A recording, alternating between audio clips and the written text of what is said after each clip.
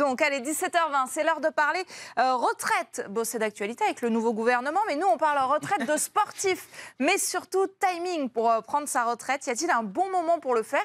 Et comment le choisir, ce moment-là? C'est Novak Djokovic qui nous a inspiré ce débat, Julien. Oui, en marge du très lucratif tournoi d'exhibition Six Kings Slam qui se déroule en Arabie Saoudite, où le Serbe de 38 ans a perdu en demi-finale contre Yannick Sinner, Djoko a également participé à une conférence organisée par le tournoi où il a réaffirmé qu'il ne comptait pas arrêter le tennis de sitôt.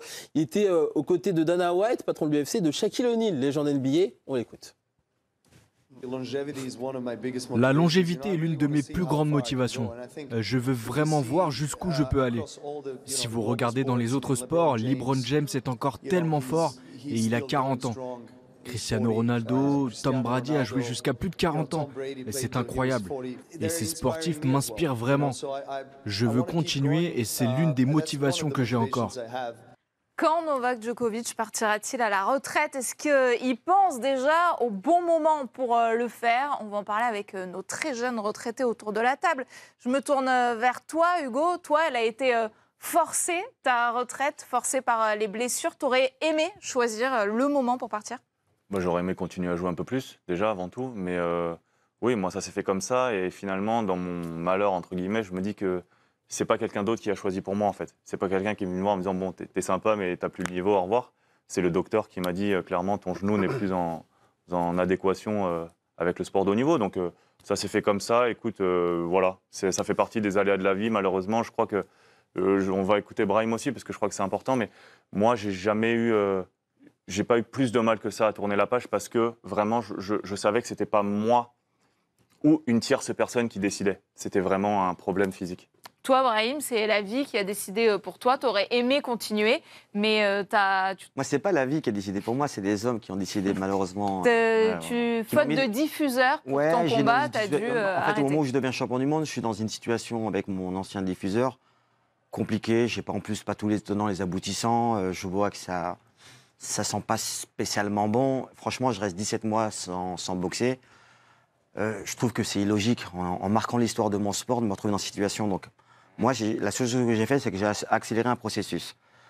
Déjà, je comprends tout à fait ce que vient de dire Hugo, c'est que je voulais pas déjà qu'on me dise si c'était mon dernier combat. Donc, moi, mon dernier combat, je l'ai organisé avec mes deniers. Donc, j'ai investi sur ma première réunion de boxe parce que j'avais envie d'exister de cette manière.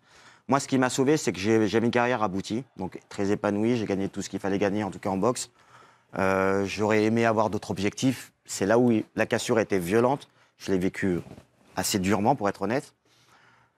Puis je me suis retrouvé à une période où je me suis un peu enfermé chez moi et je me suis posé toutes les questions, savoir ce que je valais réellement, qui j'étais, est-ce que j'étais capable de faire autre chose que de la boxe. Donc c'est vrai, je pense que c'est une vraie question qui se perturbe à ce moment-là dans la tête d'un champion. En tout cas, dans la tête qui arrête la carrière, c'est OK, dans quoi je me projette réellement, en quoi je peux être performant, en sachant que tout ce qu'on a fait, on a essayé de le faire du mieux possible.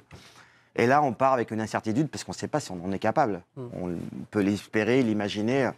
Et en fait, j'ai fait un truc qui m'a beaucoup aidé, et à qui je dois beaucoup d'ailleurs, c'est que j'ai rencontré une personne qui m'a proposé de faire une formation à la Sorbonne, où j'ai entamé une scolarité. C'est ta reconversion, en fait, qui t'a permis de exactement, et j'ai eu la chance de rencontrer François Pesanti, qui m'avait intégré à la radio chez RMC. Donc ça m'a permis d'aller à l'école, de prendre le temps et de reprendre un peu confiance en moi, de parler de sport, mais à travers des règles comme l'arrêt Bosman et ainsi de suite. Donc ça m'a permis de découvrir le sport d'une autre manière. En fait, j'ai repris des forces.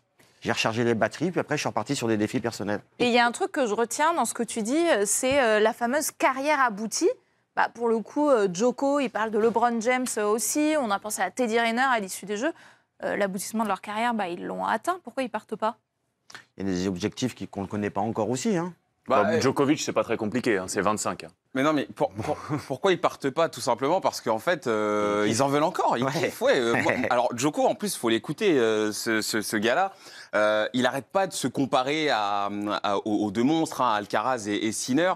Il n'arrête pas de dire que oui, son corps l'empêche de pouvoir rivaliser comme il l'aimerait avec eux. Mais on sent bien que à l'intérieur, il a quand même envie de les challenger. Il a quand même envie de se dire, j'ai encore une chance, je suis encore à un niveau exceptionnel, je suis encore top 5, top 3, j'en sais rien, mais je veux dire, le gars sent qu'il peut encore les embêter. Et je pense que c'est ça qui repousse à chaque fois l'échéance, qui fait que il n'imagine pas, ou en tout cas, il n'envisage pas d'arrêter sa carrière tant qu'il sent qu'il a encore Il sent qu'il est challengé encore. C'est ça, qu'il sent qu'il peut les challenger. Après, c'est sûr que c'est quand même très difficile. Brahim, tu disais tout à l'heure avoir mal vécu justement l'arrêt de ta carrière parce que c'était pas forcément de ton fait. T'en voulais à la terre entière? C'était un peu ça l'idée? Bien évidemment, t'en veux à tout le monde. En fait, t'en veux à tout le monde parce que tu ne comprends pas ce qui t'arrive. Et tu trouves ça tellement injuste. Moi, franchement, ce que j'ai vécu vraiment de mal, c'est que j'avais pas d'interlocuteur. Et quand j'ai demandé à mon ancien diffuseur, alors c'est pas la maison, mais c'est pour ça que je parle d'homme, je citerai personne.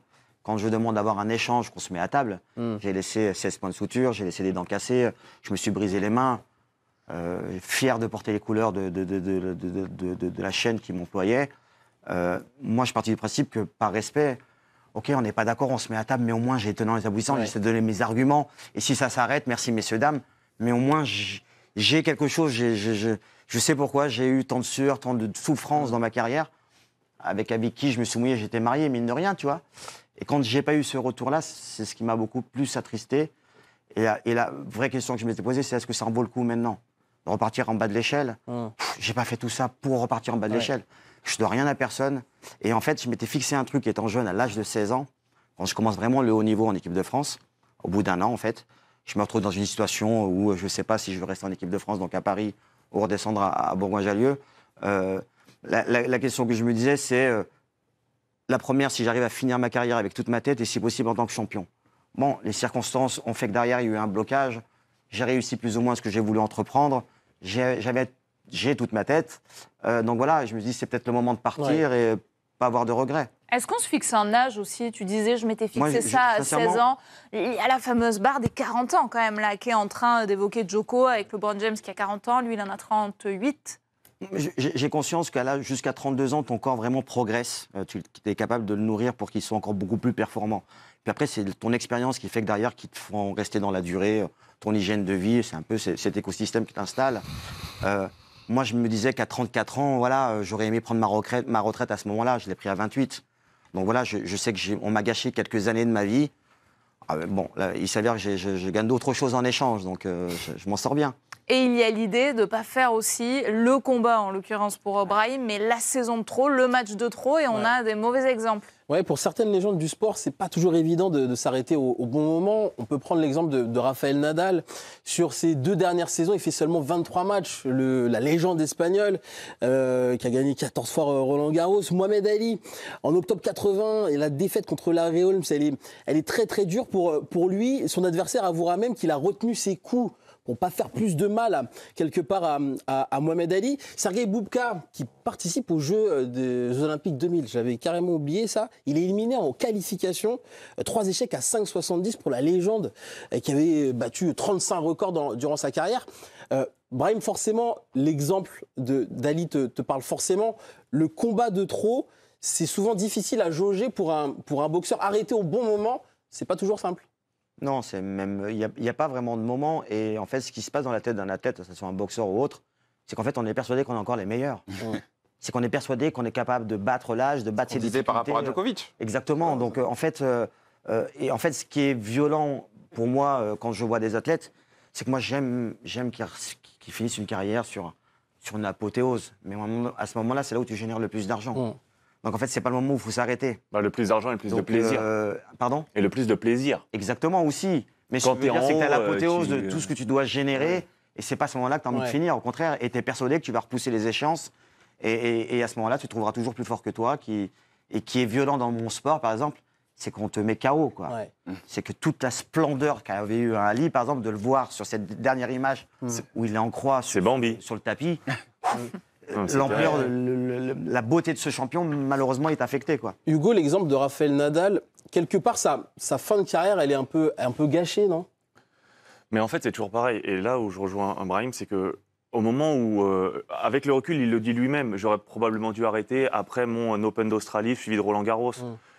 Mais ça, c'est une fois que tu vois que ton corps, il peut plus revenir.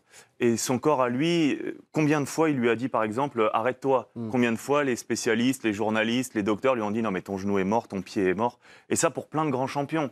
Et c'est aussi ce qui fait la différence entre un bon joueur, un très bon joueur, un champion et une star, une étoile, c'est que les mecs, ils arrivent à repousser des limites que même les plus grands docteurs disaient, non, c'est impossible. Ah non, mais lui, c'est impossible. Et lui, c'est impossible. Et puis en fait, ils y arrivent à chaque fois. Donc c'est aussi ce qui fait pourquoi on adule ces gens-là. Et bien sûr qu'avec le recul, Nadal le dit, mais c'est tous les grands champions. Tom Brady, il arrête aussi sur un Super Bowl et puis il revient parce que ça le démange. Oui. Parce que d'être sur ESPN le matin à présenter, c'est marrant. Mais ce qu'il veut, c'est être dans le couloir avec les mecs. Parce que t'as quelque chose. Voilà. J'ai essayé de regarder. Le seul, finalement, que je trouve qui a réussi à arrêter en haut, c'est Tony Kroos l'année dernière. Il arrête, il gagne la Ligue des Champions, et alors il perd à l'Euro. Un peu comme Philippe Lam aussi. Mais il s'arrête vraiment, tu vois. Mais sinon, de tous les grands, il n'y en a pas. Même Michael Jordan, il ne s'est pas arrêté en haut. Hein. Tu vois, les mecs en NFL... Enfin, c'est compliqué, je pense, parce que c'est tellement. C'est une des choses les plus difficiles. C'est tellement prenant pour un sportif. Hein. Il y a l'exemple du biathlon. Vous saviez que j'allais y venir. Martin Fourcade, lui, il fait son avant-dernière saison avant de partir. Il est vraiment pas au niveau. Il est au-delà de la 10e place du classement général, alors qu'il vient d'enchaîner 7 globes de cristal consécutifs. Il décide de revenir. Sur sa dernière saison, il éclate tout et bam, il décide de partir. Et il y a un autre exemple. Allez, je vais peut-être faire offense à Martin Fourcade, mais le plus gros palmarès du biathlon mondial, c'est Ole Einar Bjørndalen, c'est un Norvégien, il a tout gagné. C'est 6 globes de cristal, 14 médailles aux Jeux, il a 20 titres mondiaux. Et lui, à l'inverse, il a fait plus qu'une saison de trop. Il arrête, il a 44 ans. Et sur les 5-6 dernières saisons, on le voit terminer 30e, ce gars-là. Et aujourd'hui, quand il est sur un stade de biathlon, il a une aura incroyable.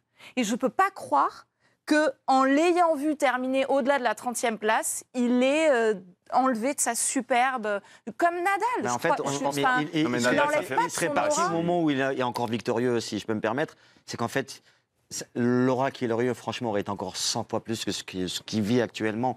Parce qu'en fait, on aurait pu rester que ça a enlevé le... S'il avait continué, et il aurait tapé toute cette nouvelle génération. Et en fait, tu aurais créé encore ce mythe-là. Le fait qu'il arrête, et surtout qu'il a arrêté sur des défaites, on peut imaginer que la nouvelle génération l'aurait tapé demain. Se rester sur une victoire permet de laisser la comparaison, en fait. Et je pense que toute sa vie, on aurait pu le comparer. Et ça va être peut-être difficile de voir certaines de nos idoles également, les voir terminer pas au plus haut niveau. Mais donc ça, on aura l'occasion d'en parler dans les prochains mois, dans les prochaines années, dans l'équipe de choc, bien sûr.